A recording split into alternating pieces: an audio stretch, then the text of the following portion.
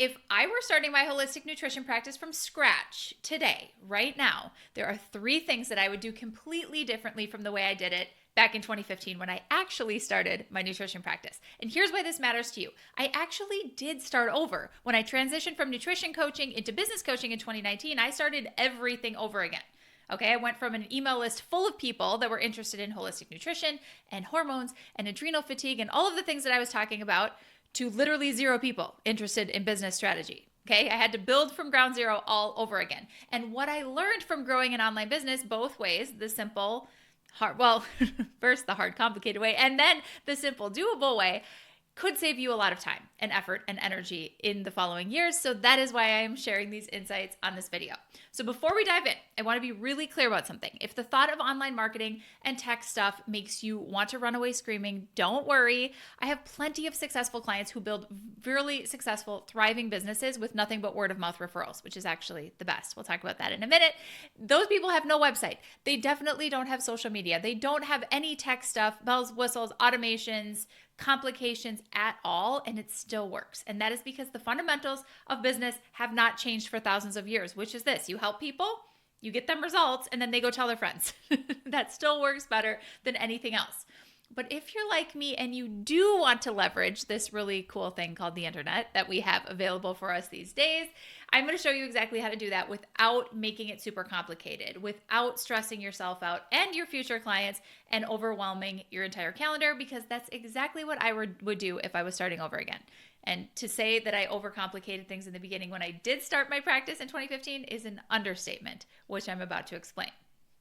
Before we get into the strategies, let's talk about systems, and let me give you a little bit of a foundation of what a successful business is built on, in my opinion. And everything that I'm saying obviously is in my opinion, but my opinion is based on what has worked for me, what hasn't worked for me, and how I've made all of the mistakes in the past. And believe me, there have been a lot of them.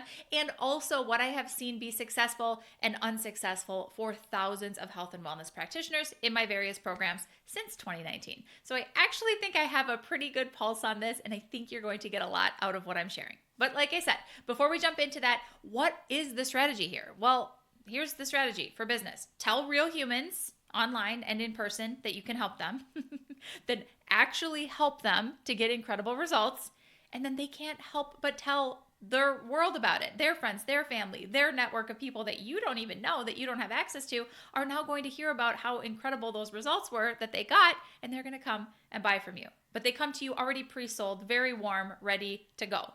That's a really, really scalable, sustainable, profitable business, my friend. So that's what we need to do, okay? And I just want to say that every mistake that I've made in my business and every mistake that I see people make in their businesses is trying to automate or fast track or shortcut some part of that process and try to make it better or faster or something, when in reality it can be simple, and sometimes we try to go fast too fast. Again, this is what I had to learn the hard way, and I will explain to you exactly what I mean. So mistake number 1 that I made, and I'm going to tell you about this mistake and then tell you exactly what I would do differently if starting my business again right now, was that I made everything so complicated in my holistic nutrition practice. And I mean everything. I had multiple offers at multiple different price points. There were tiers. There was unlocking things. There were online courses. There were memberships. There were one-on-ones. There was one-off workshops. There were group programs. There was literally everything. And it was so confusing. It was so confusing to me. And believe me, it was so confusing for a potential client. I often say this, but I just always think of it and I have to bring it up. I was like the watch salesman that opened up my trench coat and I was like, what do you want? I have one of everything. It was like that. It definitely was like that. It was so complicated. So to sell all of these different offers and all of these different tiers of access and just, oh my goodness, it was a lot. To sell that, there were very complicated and complex funnels in my business. There were different freebies that you could opt in for on my website to be then, it would put you into an automated email sequence that would sell you like 5 different things. Because if you were on my website, you might like opt into a few different things and then you would be being sold like 5 different things through these automated emails. And it was a lot, okay? It wasn't great, a great user experience, I'm sure. Now here's the best news. I actually had clients. I made sales. I helped a lot of people, but it was super complicated for me to set up, to manage, and then very complicated for these poor humans that just wanted my help that were having to jump through all of the hoops online. So I say that because I have made the mistake, and I see people make this mistake so often, which is trying to complicate the tech side of their business. And really, it's not necessary. It actually makes things go slower. This is what I meant before when I said that these mistakes and the things that I would change if I was starting over, the reason I would change it is because they actually slow down progress. But the reason we do them in the first place is because we think that it's going to be a shortcut.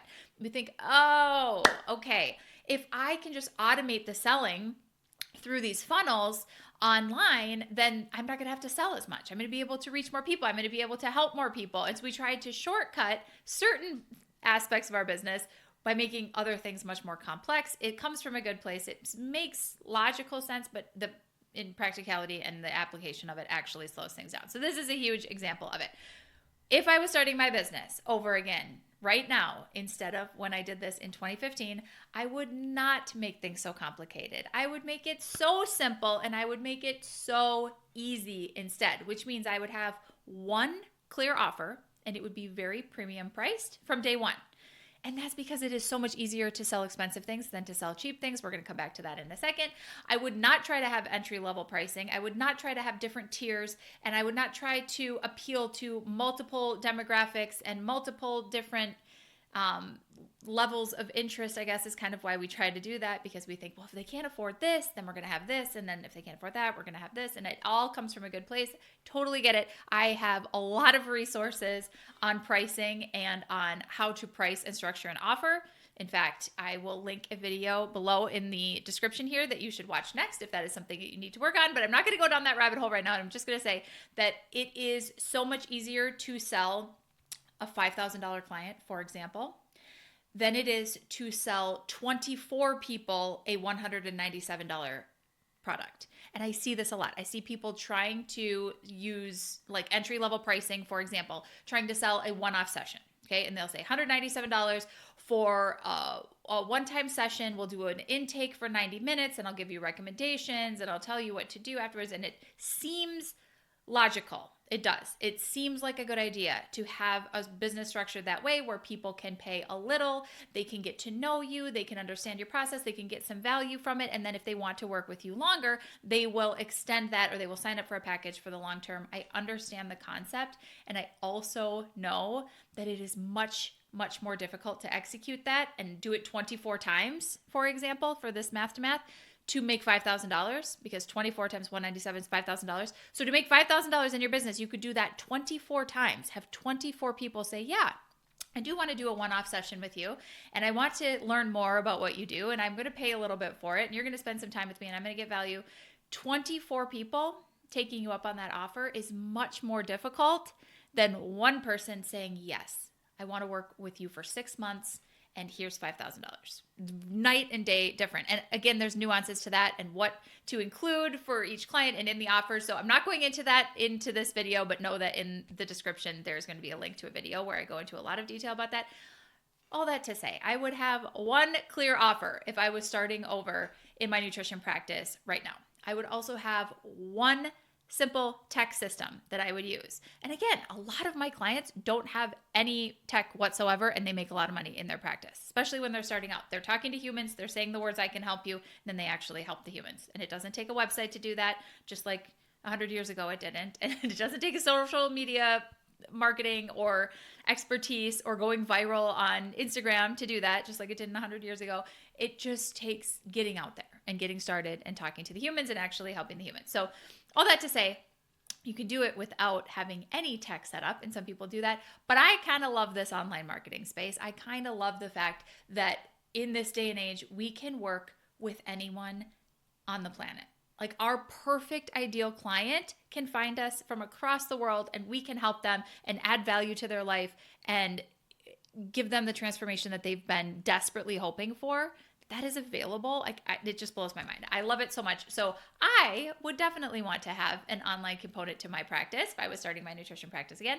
And I did want that in 2015 as well, which is why I had all of the complicated systems and I had all of the funnels and I had a podcast and I did webinars and I had courses and memberships, and there was so much going on that it was not manageable. And so I wouldn't do that to myself again, because while I was trying to figure out the kind of clients I wanted to work with and my exact process that I was bringing those clients through and the experience that I wanted them to have, while I was trying to figure out all the basics of my offer and pricing and all of that, I was also adding so much stress to my own plate because I was trying to navigate really complicated tech systems that were like a different language to me. It was like learning Chinese at the same time trying to start my business. And that was very overwhelming unnecessarily. So I wouldn't do that to myself again. I would be kind to myself and I would have one simple system. I will also link up a resource to the best system, in my opinion, that I've used in my business and that I also recommend to all of my clients, which is Kajabi. That this is not a sponsored video or anything like that, but I just love the Kajabi platform. So I have a partner link that I'll put in the description. Kajabi is where you can host your website and your marketing email database and send marketing emails. And it's where you also can support your clients and you can host courses someday and you can have landing pages. You can do all sorts of stuff in one platform that you learn how to use one time, and then everything just talks to each other and it works. So there are many different platforms like that. Kajabi is my favorite. Again, I'll link it up below in the description. But that's what I would do because in the beginning of my practice in 2015, I had so many different softwares and they weren't playing nice in the pool together and they weren't talking to each other and things were breaking, but I thought that they were working. So for example, somebody would sign up for something on my website and I would assume that they got added to my email list and were being delivered the valuable emails I was sending every week. But then sometimes that was broken and that connection wasn't working because the website was separate than the email service provider and they weren't talking and I was none the wiser and I was losing a lot of leads. So I spent a lot of time doing tech triage and troubleshooting when I didn't need to be. So I wouldn't do that to myself again. I would have one system, I would have one clear offer, and I would just start simple. I would let it get complicated later. I could scale it later. I could make it bigger and better and more professional and more polished later, but I wouldn't start there. Okay. I would have things be manual in the beginning. I would get scrappy. I would validate my offer. I would really get in there with my clients first. And then I would worry about the fun online component and all of the bells and whistles later. After I had made some money, I had the resources in my business to hire help to do some of that tech stuff that was taking a lot of time and a lot of effort that I didn't need to be spending all of it on, but I would be scrappy. I was scrappy. I mean, honestly, I actually did this because when I restarted my online business in 2019 and I closed my holistic nutrition practice and I opened what is now the Profitable Nutritionist, which was business coaching and strategy for holistic nutritionists and health coaches, I did start from scratch. I didn't have an email database anymore. I didn't have a website anymore. I didn't have anything anymore. I didn't have an offer. I started it all from scratch, and this is exactly what I did. I started on Kajabi. I had one call to action for people to get onto my email list instead of having all these complicated funnels and all of the crazy like blog post that leads to this opt-in that leads to this automated sequence that sold them an online course or membership. All of those things that I had set up in my nutrition practice, I didn't do any of it. I had one call to action on just a few basic web pages, and it made me a lot of money. In reality, I made the first $40,000 in the Profitable Nutrition, what is now the Profitable Nutritionist. It was then called Build a Profitable Practice. But all that to say, I made the first $40K in that business with just 100 people or so on my email list and reaching out to people manually to get them on the email list in the first place because there was 0 people on the list at first. And it grew from there. So personal outreach, direct conversations, no fancy funnels, just getting in there and talking to people and saying the words, I can help you. Okay, that's how that started. Obviously, these are all concepts that I talk about elsewhere, so I could find myself going down rabbit holes in this video, but I'm not going to do that. I'm going to stay on track. That is the big thing I would change. I would make it very, very simple if I was starting my nutrition business from scratch right now. The second thing that I would definitely change if I was starting my nutrition practice from scratch right now is I would not rely exclusively on one means of marketing communication. And this is in congruence with what I teach about not relying on social media platforms. However, I have also been guilty of relying on email marketing platforms, and that has come back to bite me recently as well. So what the heck do I mean by that? Well, For the longest time in my business, actually, I'll take you through the timeline here in case you're unaware. I do have a video with my entire business story, so we will also link that up in the description if you would like to see how did I get here and what was my nutrition business like back in the day. I can give you all of the answers to that in the video that is my business story. But the condensed version is this. In 2015, when I opened my Nutritional Therapy Practitioner practice and I officially turned on my open sign, like, yep, I am ready for business, I used email marketing primarily. So meaning I was communicating with my audience through emails. They signed up for something on my website that got them onto my email list, on my email database, and then I was sending out marketing emails, some of them automated, some of them broadcast that I was sending every single week.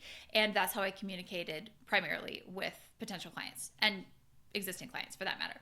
I also was active on all of the social medias from 2015 to late 2020 before I completely quit social media. So that was really sporadic. I wasn't that good at it. I certainly wasn't very consistent, but there was some of that as well.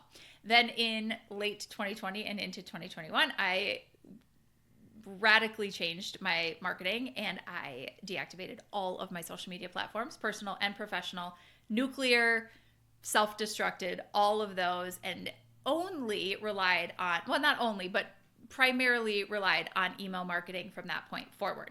And the way that that has come to bite me here in May of 2025 and for the last year plus is that having one platform where you have the majority of your marketing is happening, aside from referrals. I will give the caveat, aside from referrals. If that's the one way that you're getting most of your business, I think that stands the test of time, and I don't think that does change. But if it is a digital platform, I think, yeah, or brick and mortar, it doesn't matter. Aside from referrals, I think if you're relying on one channel where most of your leads are coming in for potential clients, that is problematic. And if there's only one way that you're communicating with clients, that's also problematic, which is exactly what was happening when I was relying very heavily on email marketing and email communications. So the problem with that is that the way that we handle our emails these days has changed a lot, especially in the last year and a half, because email filtering within our email service providers like Gmail and Yahoo and wherever else you're having your email come in is getting very sophisticated, and it's able to pre-filter the emails into promotions folders, spam folders, etc., which is great as the user experience, except if we're not ever checking the promotions folders, then we don't know that some of the emails we might actually want to be seeing are getting filtered there and we're never seeing them. And that is definitely the case with marketing emails that I've sent over the last year and a half, and continuing to try to figure out how to be nimble with the changes in filtering so that people can still see our emails, because people are constantly saying, I never see your emails anymore. Oh my gosh, I used to always look for your emails every single Friday. I would look for my Friday broadcast email, and now I don't see those anymore. And it's because they're getting filtered to the promotions folder. And if you're not diligent at looking at that, and who is, I'm certainly not, then you wouldn't see that and you wouldn't get the emails anymore. So having reliance solely on email marketing as a means of communicating with your audience, like I have for a while, it was great. It was great when people saw the emails, and it is not so great right now when people aren't seeing emails. So we got to be nimble about this. We have to be flexible. We have to change with the times. Market is changing, times are changing. And so my new approach, should I be starting my nutrition practice again right now, is that I wouldn't rely on any one marketing channel exclusively, even email marketing. I wouldn't. Which is hard for me to say because I do love me some email correspondence. I love consistently sending value to my audience every single week in multiple emails that I send out. But also I can very clearly see the data is that people aren't necessarily seeing those emails anymore. And I think I have a really interesting perspective on this and an interesting take because I have so many years of data in what emails perform really well to my email list, what types of emails, what specific emails. Sometimes we send the same email more than once, and we can see that it consistently gets this amount of opens and clicks and engagement, and now that has changed. So some of that is because of how deliverability and opens is reported back, but it's changed. It's changed, and I can see that because I've sent the same emails over and over again. I've sent the same cadence of emails, and it's apples to apples, just very, very different. So I wouldn't rely on that exclusively if I was starting my online holistic nutrition business, again, from scratch right now. I would be aware of the need to diversify a little bit more. So I would still build an email list. I want to be clear. I would still build an email list. I think it is the most valuable asset that you have in your online business is your email list, because nobody can take it away from you. Nobody can censor it. It is yours. It is a way that you can then communicate with people who have basically raised their hand and said, I am interested in what you are talking about. I would like your help. I think I need some of this. And that is a really valuable list to have. So I do think that it is still something I would prioritize. It just wouldn't be the only thing I would prioritize. I'll tell you something else I would add in a second. And you might be wondering, as I say this, how do you get around the promotions folder issue? And the answer to that is, wouldn't we all love to know? Wouldn't we all love to know? I'm right there with you trying to figure it out. I'll tell you some of the things that are working a little bit better these days are not putting a lot of hyperlinks in the emails. Basically anything that makes your email look like it's more of an email that you would send to a friend rather than a marketing or overtly promotional email is going to increase the likelihood that it goes to somebody's primary inbox instead of a promotions folder. So instead of saying, click this link and go buy this thing, you may say something along the lines of, if you're interested in this, hit reply and tell me, I'll send you the link, or something thereabout. So a little less direct call to action is what we're experimenting with now, which seems to be working better. I think that this is just an experimentation all the way around. We don't know a year from now what technology is going to be doing. We just got to know that nothing works forever in exactly the same way, and monitoring the data is how we figure out, what's working, what isn't working anymore. Okay. Again, rabbit hole I could totally go down. If you are interested in that, let me know in the comments, and I can definitely do future videos just on email deliverability in general. But let's get back to the point of this video is, what would I do? I would not rely exclusively on one channel. So I wouldn't rely ever exclusively on a social media channel for getting leads, because that can disappear overnight. You have no control over those platforms, who sees your stuff, when an algorithm changes, etc. I wouldn't rely exclusively on email marketing, because deliverability and changes in that tech is also a factor and can be kind of fickle. But what I would do is have an email list, and I would communicate with that email list, and I would even do one-on-one reach outs to people from the email list. So when somebody subscribes and gives you their email address and says, hey, I'm kind of interested in this, I want your help, you absolutely can one-on-one email them from your business Gmail account, for example, and strike up a conversation and say, how can I help you? What do you need more of? How can I support you? And that type of a communication will likely land in their primary inbox, because that is a different type of an email. And Gmail and Yahoo and iCloud and all of those email service providers understand that a one-on-one email is different and goes to a primary inbox. So I'm just saying, when you have an email database and you have people's contact information, you can contact them, which is a beautiful thing. And I'll leave it at that for now. Start actual conversations with people and help them, and actually help them, because there is an actual person behind every single subscriber in your email database that wants your help, that needs your help, that you can help, which is pretty incredible. So help them, even if it's one-on-one. So the bigger strategy here, and what I said I would change if I were starting my business again, is I would start creating long-form content right away in my business. And as I say that, I want to just laugh, because this goes against everything that I teach to my clients, everything I teach in my programs, kind of, not really, but kind of, because I think that people get way too attached to trying to become an influencer and trying to master making content. And so I say, don't do that, don't do that, don't do that. But I'm changing my tune a little bit, and here's why. I think that there is so much value in your brain, in my brain, that is created from making long-form content. And when I say long-form content, I mean a video like this, where I am just talking to you and I'm explaining my philosophies and my experiences, and I'm giving you value, and I'm saying, here's what you can take from this should you choose to. Here's my experience, here's how it could help you. And I'm recording this video. This is long-form content. Another example of long-form content is a long-form blog post or a podcast episode. This is all long-form content where you really have the opportunity in a long form to give your nuanced opinion and detail your process or your philosophies, and make bold claims about how you feel about certain things. You can do that in long form, and you can support your argument, and you can really get your point across. It is important to do that because it makes you so much better with your messaging. So as people are hearing me say this, and there might be people that have heard me talk about this before and was like, is she telling us to make long form content now? Oh my gosh, what's happening? Here's the little caveat to it. I don't think you ever need to publish this content. Okay. I'm not saying that I suggest that a beginning business owner starts their nutrition business and day one starts recording YouTube videos and launches a YouTube channel or anything of the sort. I don't think that. But I think that if you started recording videos like this, just talking about your process and just talking about the type of people that you help and how you help solve certain problems of theirs. And if you did it in a format like this, where you made yourself sit down and have an outline and have some sort of formulation of what you were going to talk about, and you recorded videos like that, probably you'd get to the point pretty quickly where you could use those as marketing content that went out to the world.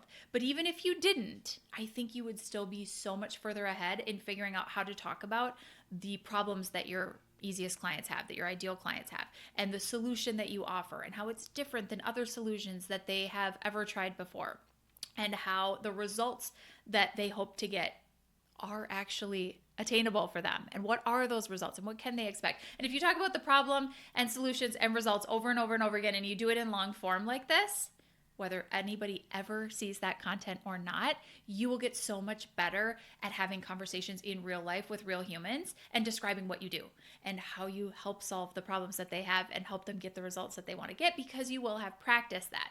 So this is a change. This is a change that I haven't talked a lot about before, because I have just recently really decided that I think that this is super valuable to do. I think it is so valuable right now that I'm sitting here and recording this video, even though it's not perfect. It's not overly produced. It's never going to be. I'm going to ship it out anyway because I know that it will help someone.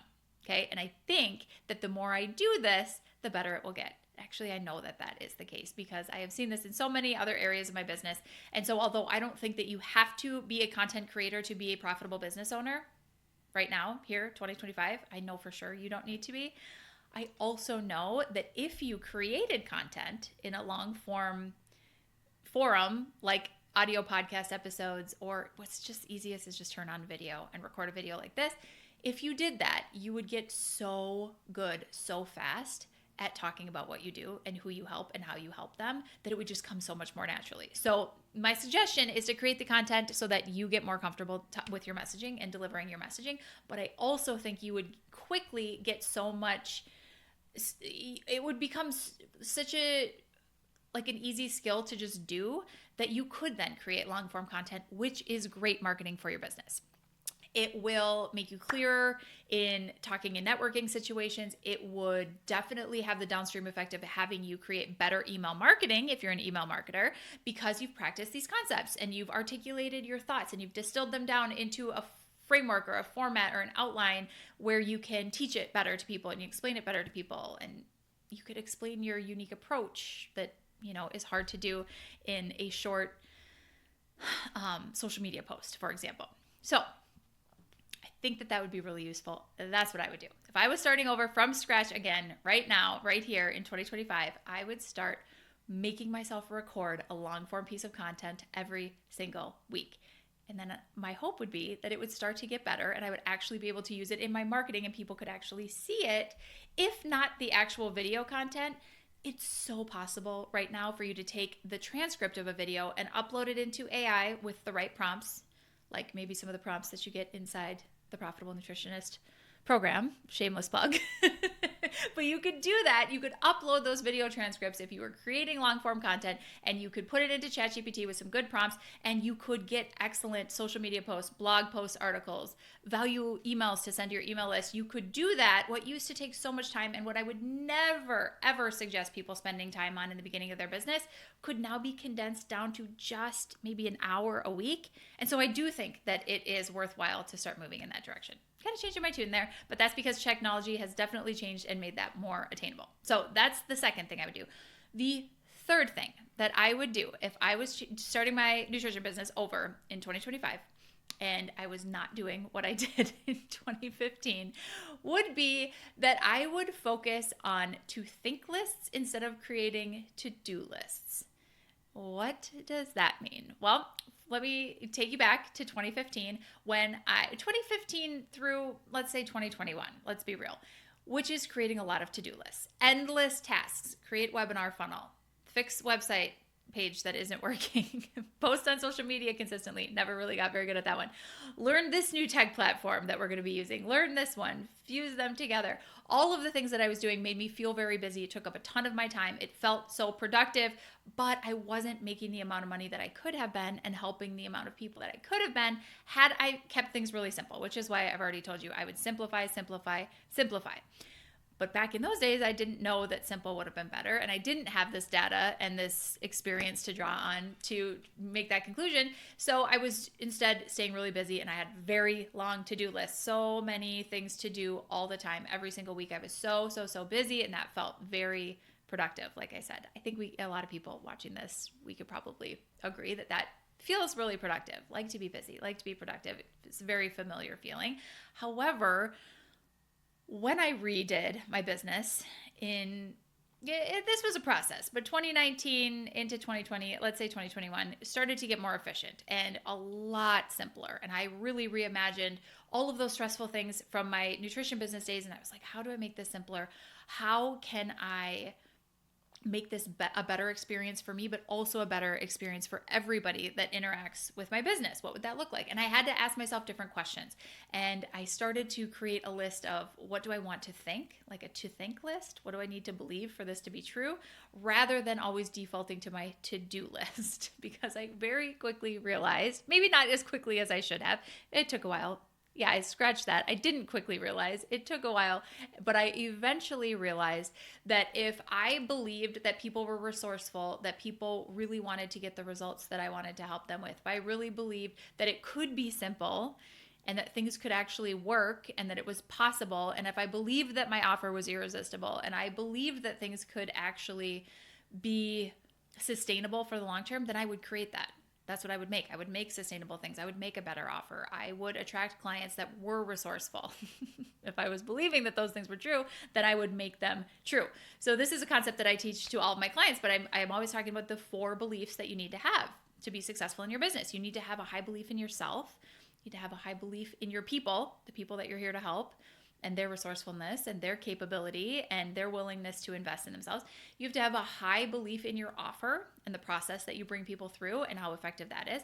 And in general, you have to have a high belief in your business and what's possible for your business and where you're headed. And if you are lacking belief in any of those areas, it'll show up in the results that you're getting or lack thereof in your business. So it's really important to look at what you're thinking and what you're believing, and maybe have a to-do list or to-believe list, or a to-think list rather than just a to-do list.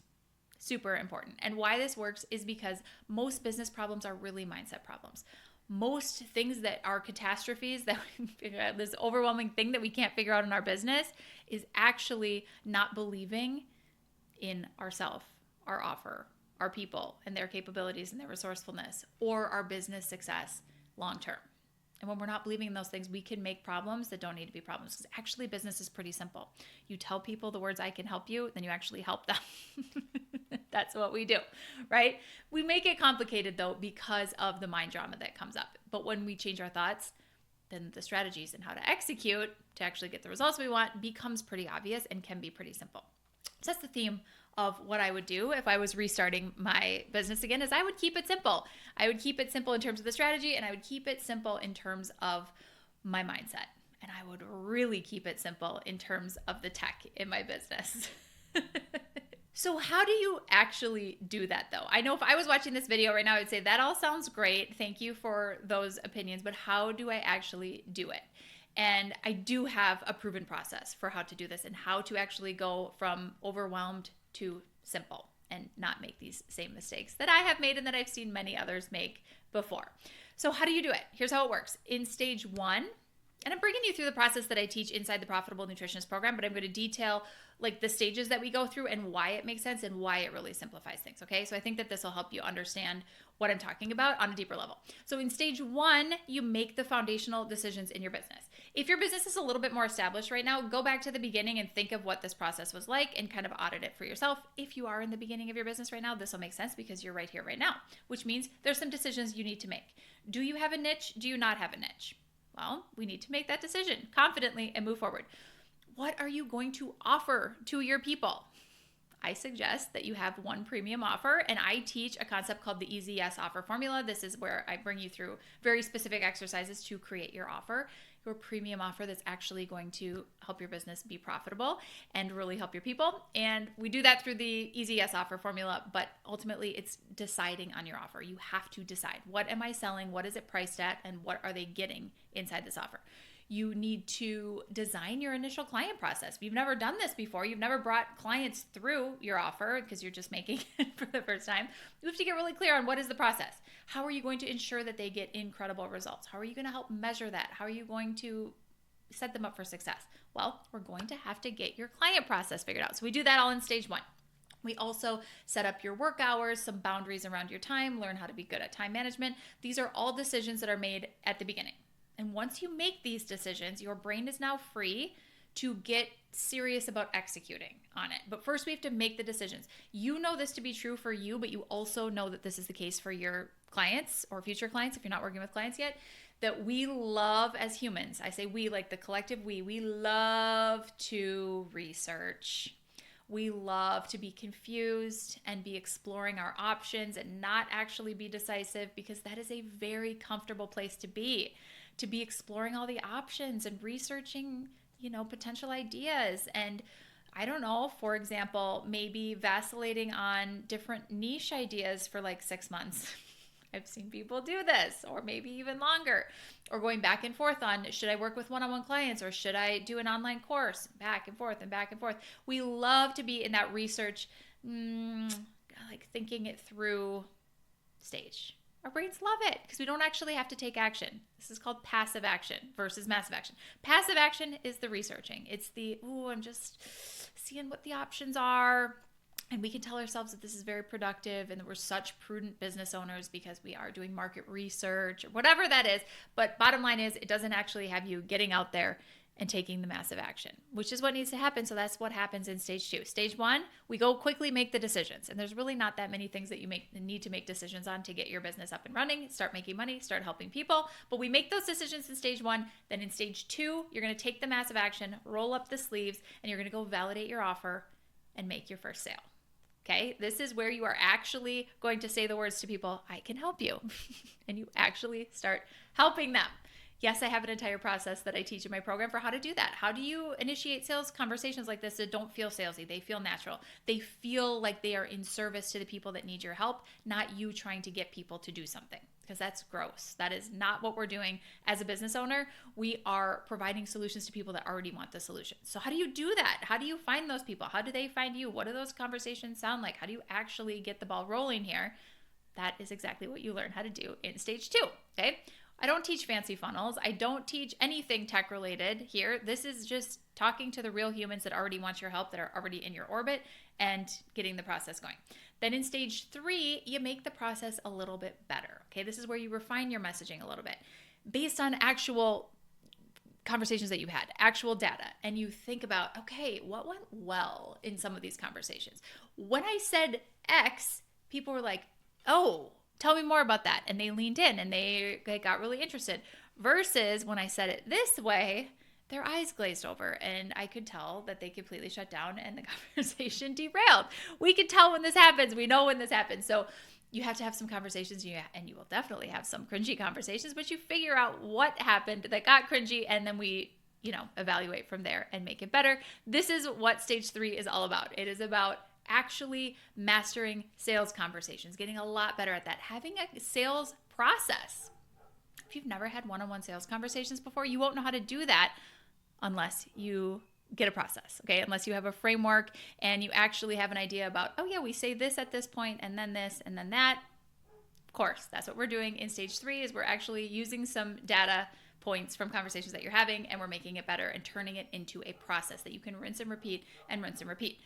We are also building that referral engine here in stage 3, where people are talking about what you do and how you help them, and they are sending more clients your way. So that momentum is building here in stage 3, which brings us to stage 4. And that's when we start to implement repeatable systems and really grow. This is where people hit consistent 6 figures in their practice, because this is where the tech and the automation comes in.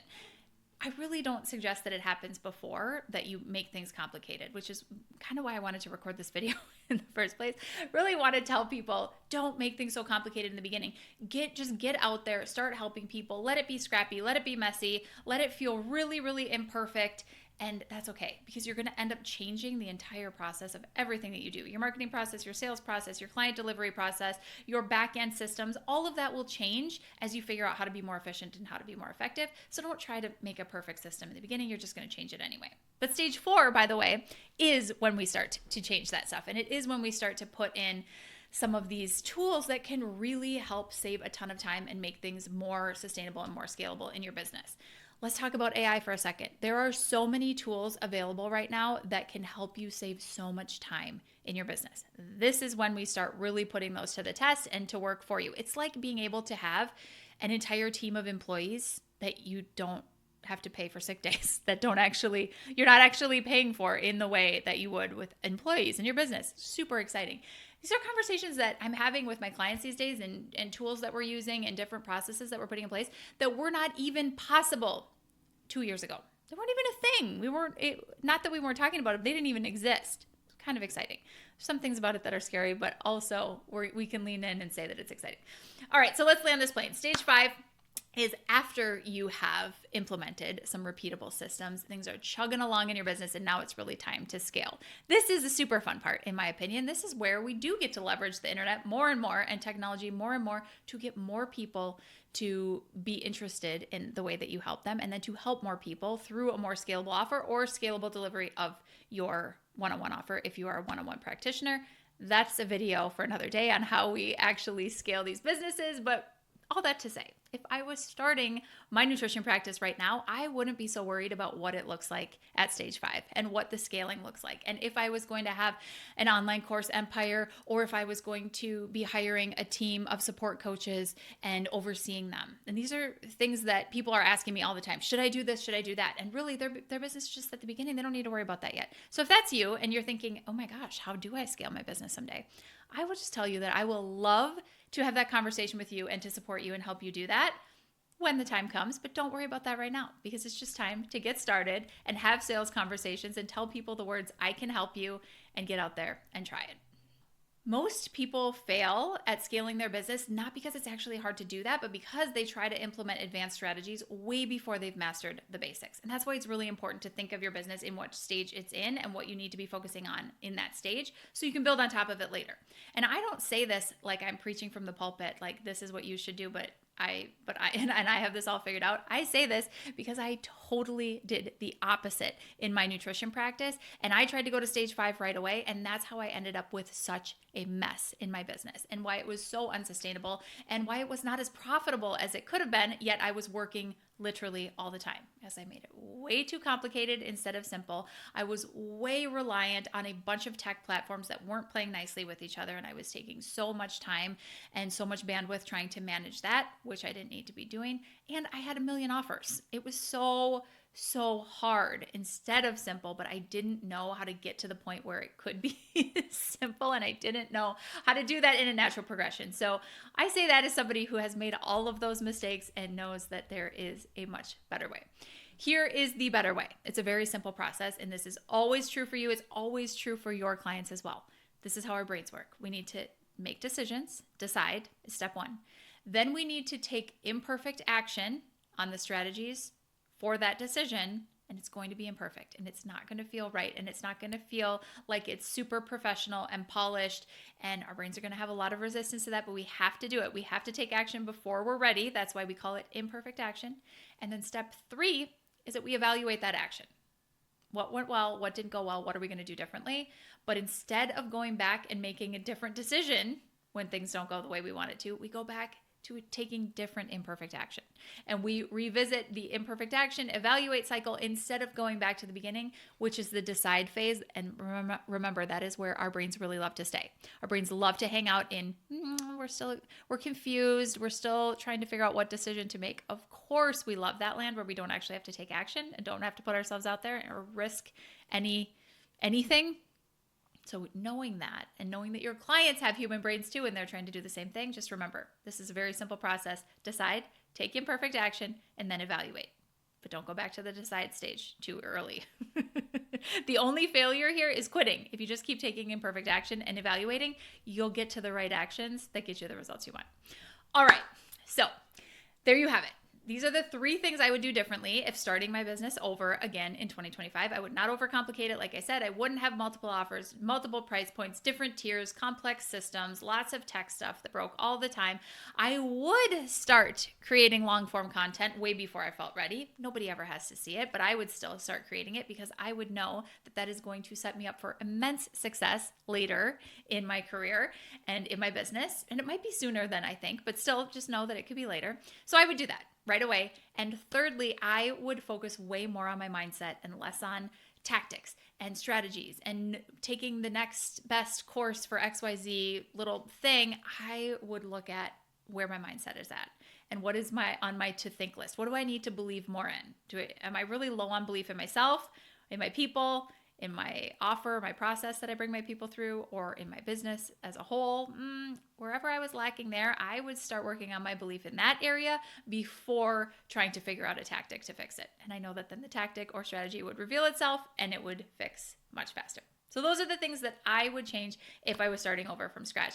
But I say all of that with the caveat that the fundamentals haven't changed and business actually can be really simple. You help people, you get them incredible results, and then they go tell their friends. And we rinse and we repeat.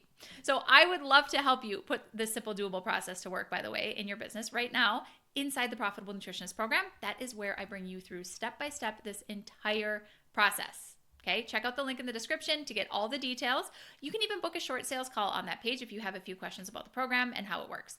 Now, if you want to hear exactly how my client put the TPN process to work and she went from $0 to $8,000 in her first 30 days in her nutrition practice, watch this video next.